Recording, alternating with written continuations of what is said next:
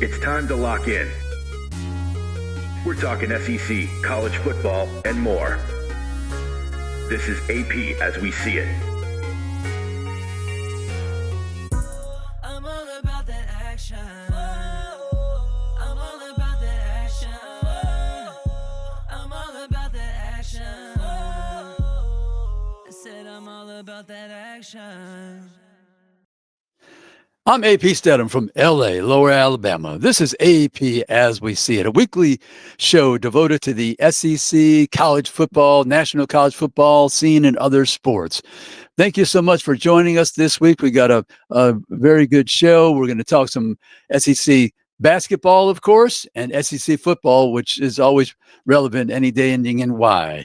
But we want to first thank our sponsors, Greer's Markets. They're in 29 locations, Alabama, Florida, Mississippi. We always start off with Lucy's Recipes, and she has a book as well, so you can check that out. Buy it at the store. It's on all your places where you purchase books as well. And so check out Lucy's Recipes and her book. She has delicious things happening there. They have the groceries to go, which can be delivered to your home, your office, your venue, football, family, and friends. But this time it's basketball season, and we know the SEC has been so dominant. You're going to be having these basketball parties, all these teams, so many. We're going to discuss that'll be eligible for the NCAA tournament and postseason play as well, and other tournaments. Check out the weekly online specials for Greer's Markets. You have the coloring contest monthly for the children.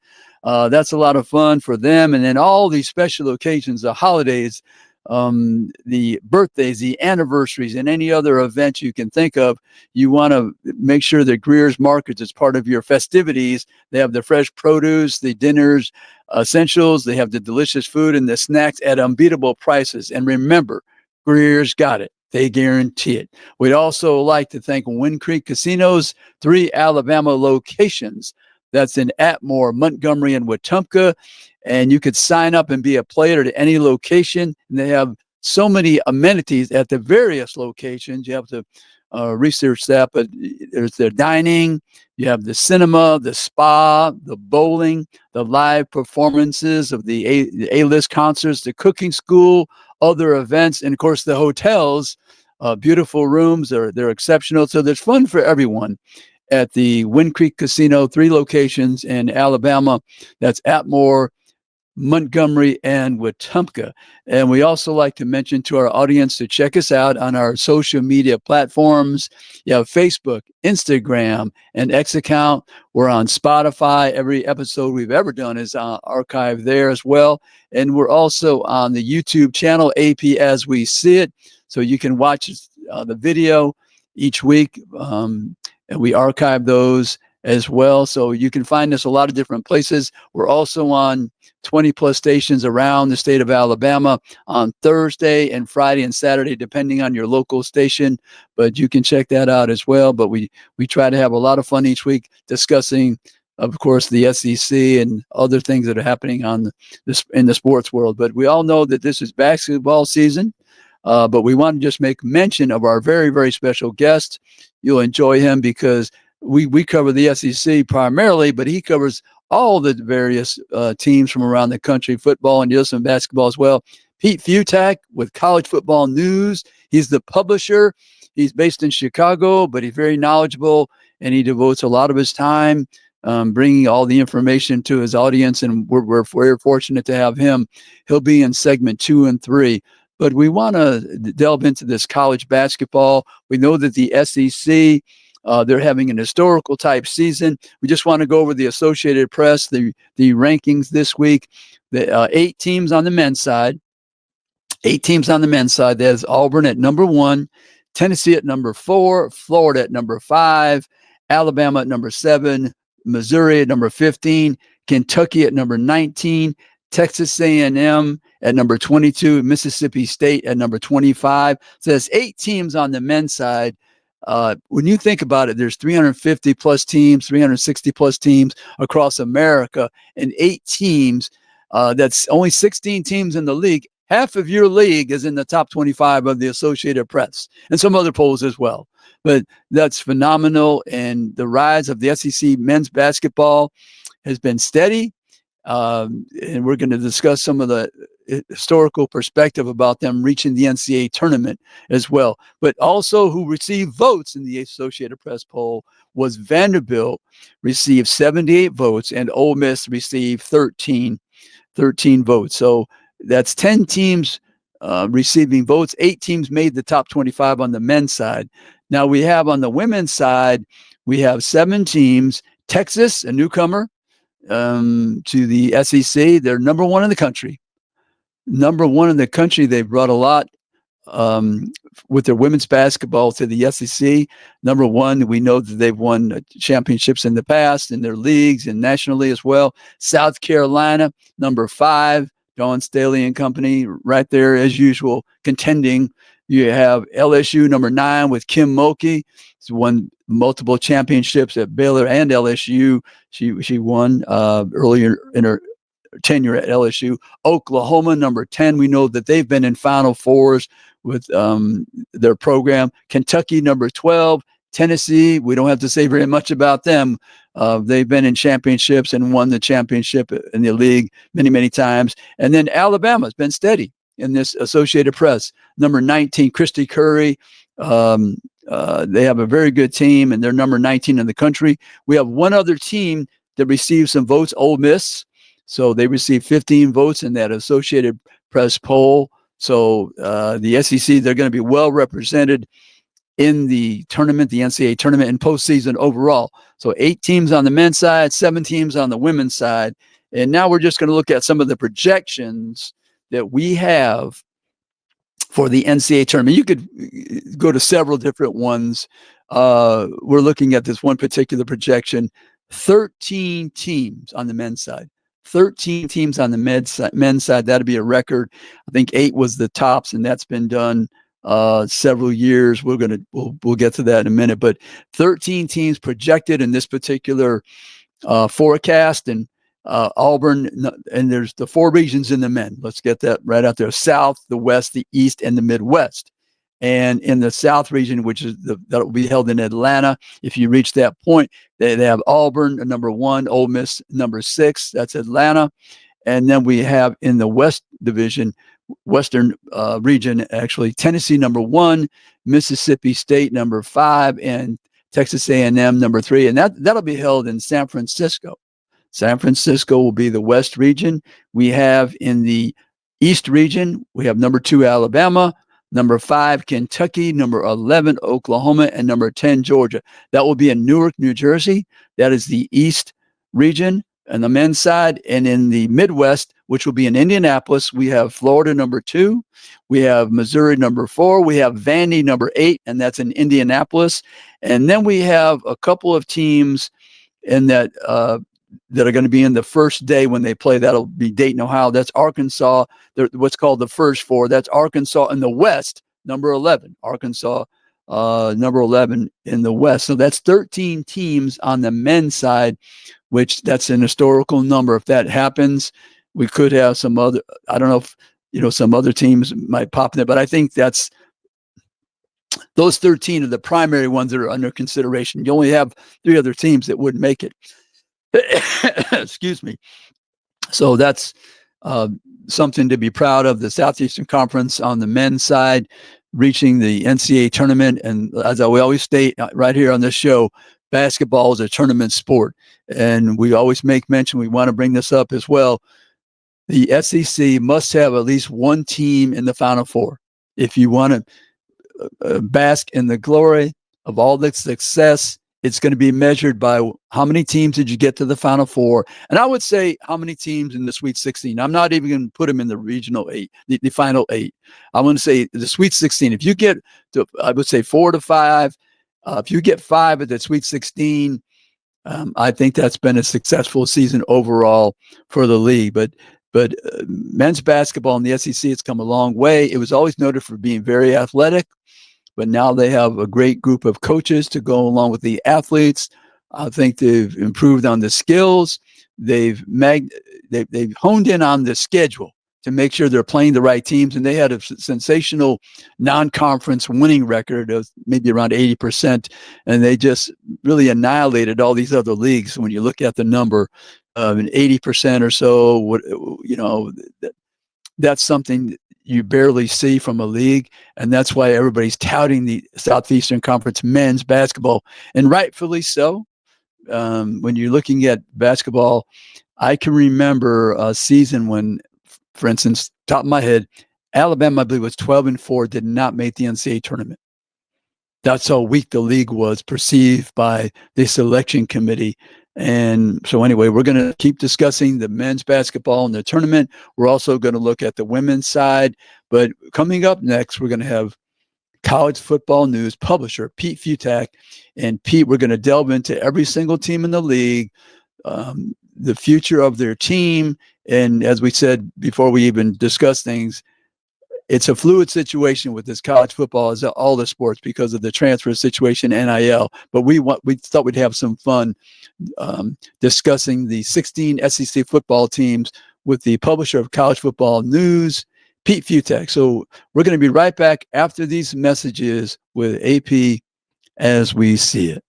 Hi, I'm AP Stedham for Greer's Markets. If you're planning a big party or for every day, shop at Greer's for delicious food, beverages, and snacks. Save time and money by checking on Greers.com and use Groceries to Go to get your Greer's groceries delivered. Look at the weekly ad for more information. 29 locations in Alabama, Florida, and Mississippi, serving the region since 1916. Remember, Greer's got it. They guarantee it. And we're back with AP as we see it, and our very special guest, College Football News publisher, Pete Fiutak. Hey, Pete, welcome to AP as we see it. How are you doing today? Hey, doing good, Pete. Trying to survive some of this weather here down south in LA, Lower Alabama, but we'll make it. I'm sure you'll be just fine. It's not snowing down there, so you're better than I am. Right, absolutely. But hey, we love college football news. Pete, I don't see how you do it, keep up with so many teams, but we're going to delve into 16 of them anyway from the Southeastern Conference. And I thought it'd be interesting, Pete, for just to take a step back and reflect and see what's happening this spring. Maybe a few interesting facts and figures about every single team. I guess it's best to start alphabetically so we can keep on track because I can't remember it the other way. So we'll look at it. We'll look at Alabama. What's going on in Alabama for the spring and maybe the upcoming season? We know the season, Pete, something is so fluid. Players show up on the doorstep the day before a game, right? I was just going to say, take everything with several hundred grains of salt here, because as we're talking, just before, I know it's, basketball. It's a basketball school now, in Yes. Alabama, but we haven't quite gotten there yet. But you're right. I mean, but spring ball hasn't really kicked in yet. It has in some places, Yes. but it's not in full force. We don't quite know who's all the transfers are, so we're guessing on a lot of this stuff. But just kind of like a 50,000-foot overview of these teams. Bama's still going to be good. I mean, Kalen DeBoer is an offensive genius, and last year's team, it was okay. The defense kind of sputtered, but everyone has to remember it sputtered in Washington under DeBoer as well. So as long as they get the D a little bit right, that offense is going to come through just fine. It is a veteran team loaded with lots of experience. They did a good job through the transfer portal. They just got to figure out the quarterback situation, make sure they get that right. That's going to be one of the more interesting battles in the country. But the offense is going to crank it up a little more this year. Yeah, you think so? Hey, Pete, they brought in Austin Mack from Washington. He's recruited by Ryan Grubb as well, the new offensive coordinator, and he came on board. Do you think he's got a 50-50 chance with Ty Simpson? And of course, you have the sensational freshman Russell. What do you think about that trio? Yeah, someone's got to emerge from that pack, obviously, and rise up. Because remember, DeBoer, when he really kicked it in when Fresno State inherited Jake Haener originally, Washington, and had Haener there for a while there. And then we went to Washington. He got Michael Penix Jr. So he had veterans in place. And then he walked into Jalen Milroe, who fringe NFL prospect, obviously a great college player.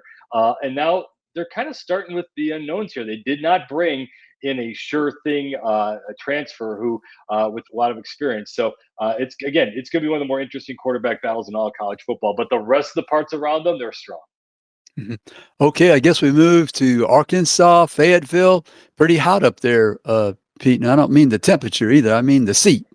Yeah, they survived. Sam Pittman, they did okay. I mean, I mean, someone's got to be with all these teams now. Whether you're talking about an 18-team Big Ten or a 16-team SEC, someone's got to be 14, 15, and 16. And as we're seeing in the basketball side for the SEC, you could be pretty good and still be at the bottom 5 of your conference. So Arkansas, Yes. as long as they're getting to a bowl game, obviously the Hog fans want more. Obviously, they would love to be in the mix for SEC championships and stuff. But there's just a whole lot of traffic in front of them when it comes to this.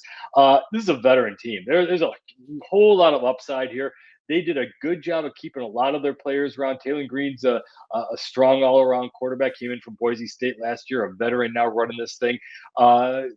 It's all things considered, they should be okay. They're going to be one of those teams that week in and week out is going to be a tough out. They're not going to play for the SEC championship, but they can push for 7 or 8 wins again. Yeah, I like their quarterback. He's dynamic. If Smooth. you can play some defense for him, yeah. Mm-hmm. Yeah, he's pretty smooth. He's tall. When he takes off, he has those long legs. I like that as well. Yep. Pete, what about Auburn now? Jackson Arnold comes over from Oklahoma. He kind of had a raggedy season over there and experience, actually. Yeah, I mean, the Hugh Freeze thing. Hopefully he's feeling better and hope he gets past his these issues, his health issues really quickly.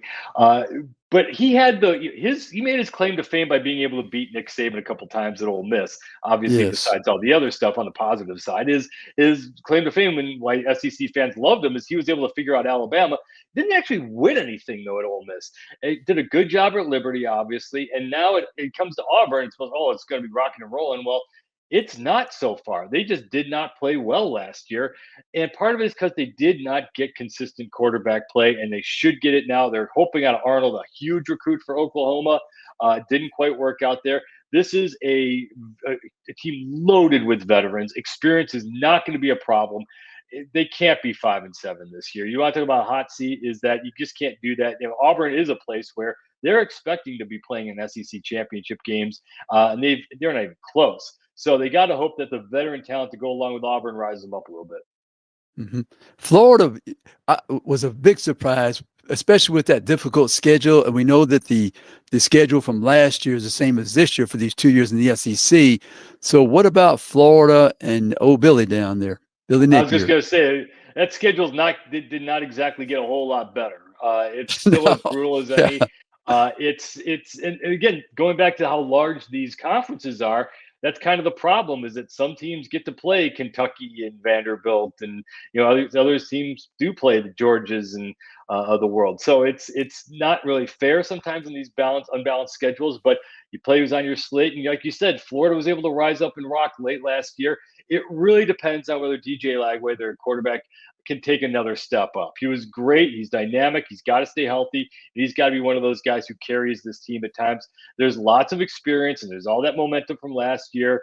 They got some good players coming in, but it really is just about, can they just be a little more dynamic, and that defense has got to be a whole lot better. Mm-hmm. When you speak about Georgia, Pete, you think of all the great recruiting. Kirby Smart has won some championships, won the SEC last year in a roundabout fashion, circuitous journey. But Georgia, the wide receivers, the production was not there. A lot of drop passes, I think, led the nation. New quarterback. Now, what's going on in Athens, Georgia with Kirby Smart and company? Yeah, I mean, the crazy part about it is, like, last year, I mean, I'm not that smart. It's kind of easy to figure this stuff out.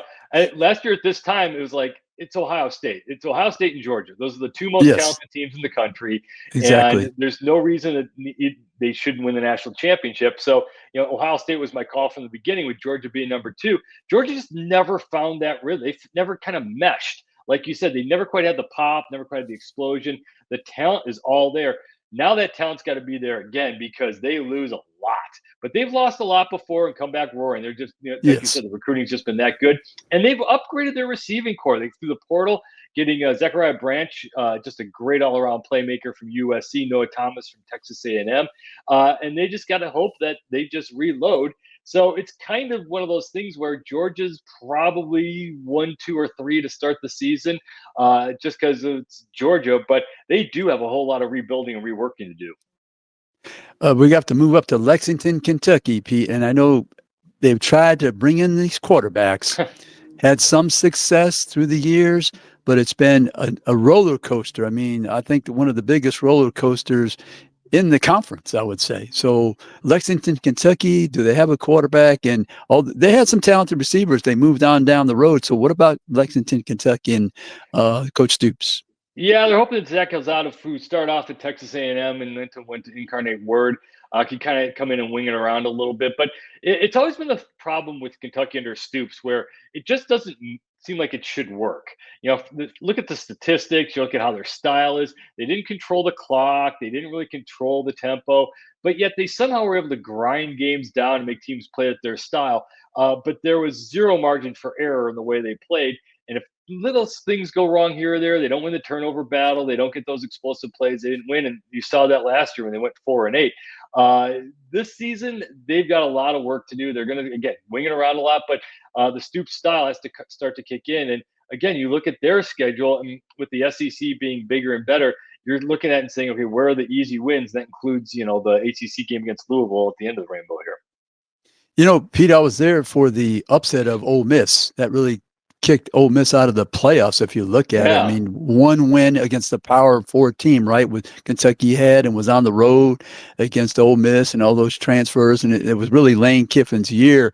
I think, to me, that had to be a big disappointment for the folks at Ole Miss and Oxford, because this was it. That was their year with the transfers and teams losing games. Alabama getting beat by Vanderbilt and Oklahoma and Georgia. They beat Georgia by 18 points.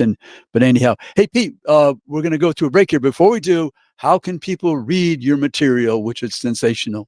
Very simple, collegefootballnews.com. We do basketball a little bit this time of year as well, because that's what people get into, and that's the fun stuff. But we all have an eye on the spring football stuff as well. Yeah. Oh, yeah. That college football, it never leaves the SEC region, any day ending in Y, right, Pete? Yeah, absolutely. As you know. Okay, we're going to be right back here with the continuation of the discussion of the SEC teams and their future for the 2025 season with Pete Fiutak, College Football News publisher. We'll be right back with AP as we see it after these messages. Okay, that was good. Hey, Pete, that was good. Doug, we're just going to continue to record here. Okay, we did Alabama, Arkansas, Auburn, Florida, Georgia, Kentucky. We did 6. We got 10 more to go, Pete, in about 10 minutes. I'll rapid fire. Yeah. You do it. I know you will. You're a pro at this. Okay, let me just hit the start button here. And Kentucky, we're in LSU, right? Yeah. And we're back with AP as we see it. Our special guest, publisher of College Football News, Pete Fiutak. Pete, we're alphabetical order. We're going to continue with LSU. LSU, do they play defense? Can they spell defense? Is there defense in Baton Rouge? It doesn't matter if their offense can keep rocking. There's talent. I mean, this LSU, Brian Kelly, they have pieces in place. They were experienced from last year. They got the offense to keep it fired up, and they just absolutely crushed the transfer portal. So talent's not an excuse for this team this time. If they don't win big, there's something wrong with the system, because they've got those pieces in place to rise up and be right in the mix of the SEC championship. Mm-hmm. Garrett Nussmeier returns, so that's a big positive for them. Quarterback, that's always critical. I guess we're on the M's now, Pete. We'll start with Ole Miss. Let's start with Ole Miss, I guess. Mississippi. Yeah, like you mentioned before, I mean, Lane Kiffin last year was kind of the year. I mean, he didn't bring in as many key transfers. I mean, he did. He brought in a lot of guys from the portal, but not quite as much pop as last year. Got to replace Jackson Dart. They lost a lot of guys, though. So it's a good team. He didn't get a quarterback through the portal as we speak, so they're going to kind of have to go with what they got. I think they take a little bit of a step back this year. But Lane Kiffin, I still think he's among the most underappreciated. For all being Lane Kiffin, he's still among the most underappreciated, underrated coaches going, considering what he has to work with. But I do think they're not going to be I don't think they're knocking on the college football playoff door this year. Right. He has a double-digit victories and a lot of victories at Ole Miss for sure. He's just trying Fantastic. He's on that plateau at the moment, on that plateau. But anyhow, Starkville, Mississippi. Coach Jeff, he's rebuilding. What about Mississippi State? Do they have a quarterback? Can they bring in all those junior college players and transfers? Yeah, they've got a couple of quarterbacks in there, and still Blake Shapen, who got injured last year. Yes, probably still Baylor. Mm-hmm. He's still, but look, again, like someone's got to be 16th in the SEC. I don't think Mississippi State's going to end up there. Their defense was just putrid last season. That was the main Bad. problem. But Levy's an offensive coach, and so they're going to get that offense moving a little bit better. And they did have a tough schedule. Everyone kind of forgets that Arizona State lost at the beginning of the year. It's like, oh my gosh, they lost to Arizona State. Well, Arizona State turned out to be pretty good. So that schedules, Yes. they'll be. It's going to be a much better team. I think they were last year. I don't think they're going to finish last in the SEC. I do think they rise up and they're a lot better than last season. But it's still going to be a tough fight because again, so many teams in the SEC are just that good. For sure. Moving to Missouri, and the new quarterback Luther Burden III is gone. What about Eli? Yeah, this is going to be a fun one. I mean, the thing about Missouri is we talked about earlier in the other segment about schedules where some teams get the easier schedules and the SEC sometimes get the lighter ones. Missouri's kind of gets the lighter end of the stick a lot of this time. So you still got to beat these SEC teams, but I think they're going to be not quite as good as their record's going to be, but they do return loaded with a lot of experience across the board. They do need the Penn State transfer, Bo Pribula, to be just that good, but they've got the lines, they got the defense. I don't think they're quite 10-win good this year, but they're still going to be a big factor in the race. Mm-hmm. Eli's a good offensive coach for sure. Oklahoma, we know that last year they kind of fumbled, pun intended, the quarterback position, I believe, with Jackson Arnold. He was a hot shot. They ran off Killen Gabriel, but Oklahoma, they're looking to improve. They can't return with that same schedule, same record. No, I mean, John Mateer, the transfer from Washington State, is arguably the best get through the portal this year. And he's a great all-around baller of a playmaker who's going to upgrade and solidify that quarterback situation to begin with. And it's Oklahoma. I mean, again, they were used to – everyone forgets just how dominant this program was in the Big 12. It was Oklahoma who was the big get, not Texas for the SEC. And they certainly have not played like it under Brent Venables. They've got probably the most returning experience in the SEC. They got the quarterback. Now, go win something, Oklahoma, because they've got everything in place now. Mm-hmm. South Carolina had a nice season. They were on the cusp of maybe being a part of that first ever college football playoff with 12 teams. Fell a little bit short, but they seem to have some potential, especially with the quarterback position. They do. It's a nice team. It's one of those middle of the pack teams that I think it's going to be a lot like last year, where they give a lot of strong teams a fight. They maybe come up with an upset or two, maybe finish with around 8 or 9 wins again. But you're right. Beamer's put together a nice club there. Lenora Sellers is a fantastic playmaker. They got a lot of help from the transfer portal. So a very good rock solid team. I just don't think they quite have the high end talent to be able to push for the SEC championship. Good team. I just don't think they're quite going to be above maybe like 6th or 7th in the conference, which again, for South Carolina, not bad in a 16-team SEC. Absolutely, absolutely. I guess we're moving to the T's now. Tennessee, their quarterback, Nico, I'm questioning whether he can build up to have the enough accuracy to play that position. Physically, very good, but accuracy, I'm not sure.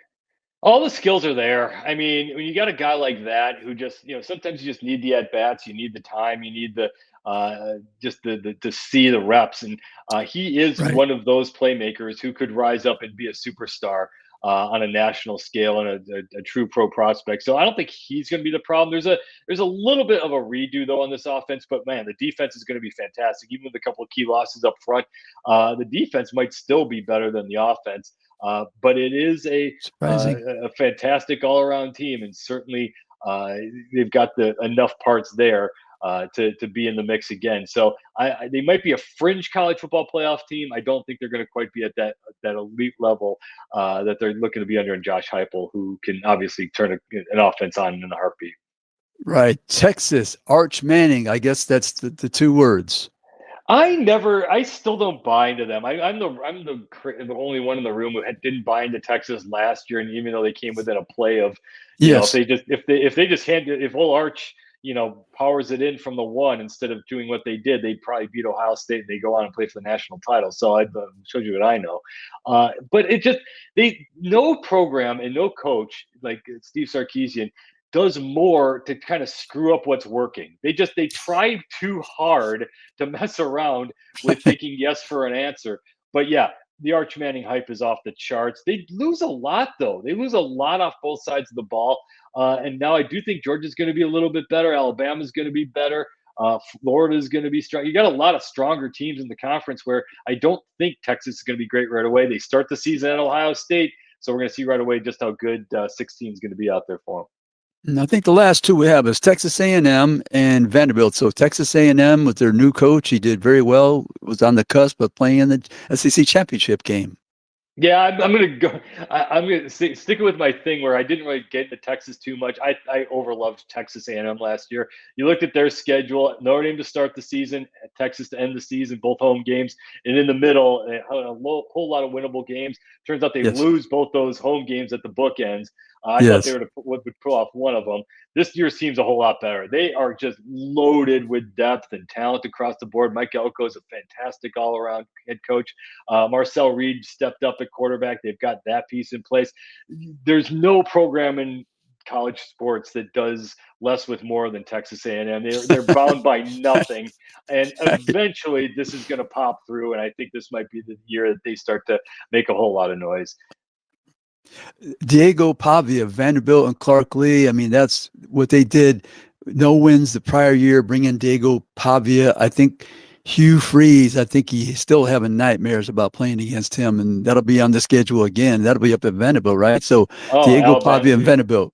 Yeah. Fun player, fun team, and they have more talent now. They actually got some strong players through the portal who decided, I want to go play for Vanderbilt now, who you normally wouldn't have gotten these sorts of guys. And Pavia is just the ultimate baller's baller. He's just the most fun player to watch.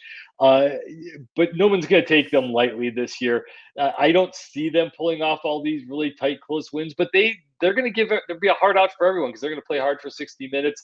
Again, talent-wise, they're probably 14th, 15th, 16th in the SEC rankings-wise, but they're going to have a better record than what the talent might tell you.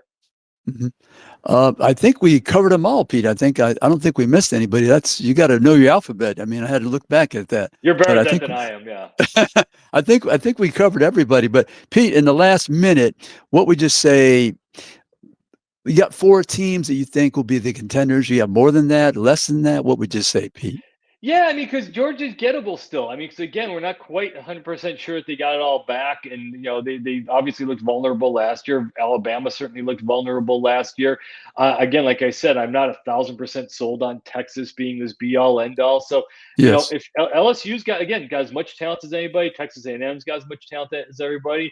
Who knows if it all rises up under Lane and he gets Ole Miss back on track. So there's a whole lot of X factors here where it's going to be a fun year for the SEC after a tough bowl season. I think they're going to be just fine. Pete, a quick question, about 30 seconds. Do you like the fact that maybe 3 plays 6, 4 plays 5 in the SEC? No more SEC championship. I'm not so sure about that. The SEC championship, I do like the idea of being able to play your way into it and that have the conference champion get in, but certainly more games would be more fun. Hey, Pete Fiutak, publisher, college football news extraordinaire. Check him out. We really appreciate Pete. We'll have you on again. You're a friend of the show and always appreciate your insight and wisdom. Thank you so much, Pete. Awesome. Thanks for having me on. I'm AP Stedham with Dr. Jason Northcutt of Robertsdale Dental Care. AP, not only do we offer basic full-service dental treatment, but I also have developed a niche within the practice where I provide comprehensive dental implant services, such as single implants, bone grafting, and full mouth reconstruction. I've been highly trained in those disciplines to offer comfortable and long-lasting solutions to major dental problems. Come by and see Dr. Jason Northcutt at Robertsdale Dental Care. And we're back with AP as we see it, and we want to thank our guest, Pete Fiutak, college football news publisher. We really enjoyed those 2 segments discussing college football and the SEC, and like I said, any day ending in Y, college football and the SEC is being discussed somewhere on this planet, around the globe, and especially in the southeastern region. But we want to thank Pete. I think he made some interesting points about the teams, and it's so much fun to project and predict and try to figure out if this team has the right quarterback. Did they bring in the right defensive coordinator? Did they get the right transfers in the portal? Do they have enough money in their NIL to really compete? And I think every team in the SEC, they cry about the money. But if I tell people all the time, look, if a team in the SEC doesn't have any money, nobody has any money. Because believe me, it's not as passionate in other parts of the country. There's pockets, of course, Ohio State and Michigan and Penn State and, the Big Ten, they take their football seriously. And the West Coast, we see what happened out there with the disintegration of the Pac-12 that was around for over 100 years. But there's nothing like the complete passion and embracing their college football team and program like it is in the Southeastern Conference. And that's no knock on anybody else. And we in America have an obsession with saying the best, but it's great. As I said, I've been in Big Ten country, SEC, grew up with the SEC, but it's rabid and it's exciting in those parts of the country as well. And teams take a lot of pride in their school, whether it's a private school, state school, flagship school within the state. So college football is really exciting. That's why we always trying to discuss that. We want to thank Pete Fiutak of the College Football News. He is the publisher, so check him out as well.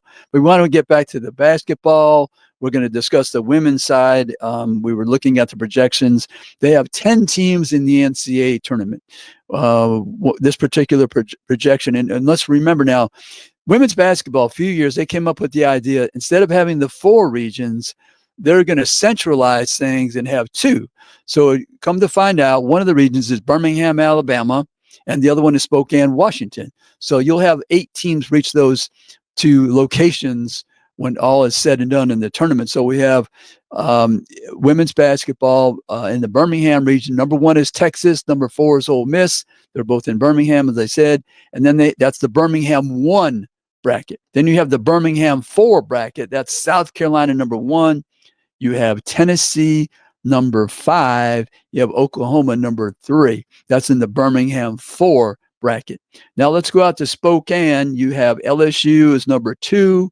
And then this is the Spokane 2 bracket. And that's LSU number 2, Alabama number 4, Mississippi State number 9. And then we have in the Spokane 3 bracket, Kentucky number 3, Vanderbilt number 8. So that's in the Spokane region. So you have eight teams in Birmingham, as I said, and 8 teams in Spokane. There's not one projected in the first. They don't have that first day portion in the women's, I don't believe. So, but that's a lot of teams. 10 teams from the women's side, 13 teams from the men. So we want to look at some other facts and figures about this tournament. In the SEC,